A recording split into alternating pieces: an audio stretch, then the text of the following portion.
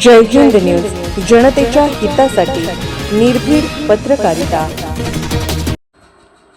बेडगे द्राक्ष शेतकऱ्याची 11.25 लाखाची फसवणूक।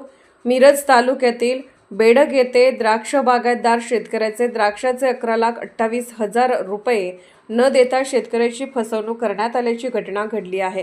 या प्रकरणी पोलिसात फिर्याद देण्यात आली असून मिरज ग्रामीण पोलिसांनी एका विरुद्ध गुन्हा दाखल केलाय।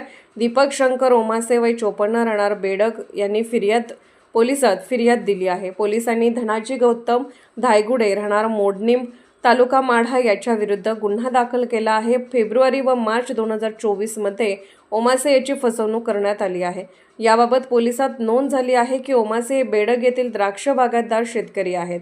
धायगुडे याने ओमासे व अन्य शेतकऱ्यांच्या बागेतील द्राक्ष घेतली होती।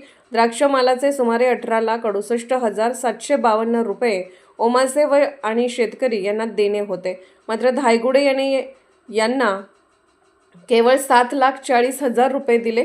मात्र उर्वरित 11,28,752 अद्याप दिलेले नाहीत। द्राक्ष मालाचे पैसे न देता फसवणूक केल्याची फिर्याद पोलिसात देण्यात आली आहे। मिरज ग्रामीण पोलिसांनी या प्रकरणी गुन्हा दाखल केला असून पुढील तपास करत आहेत।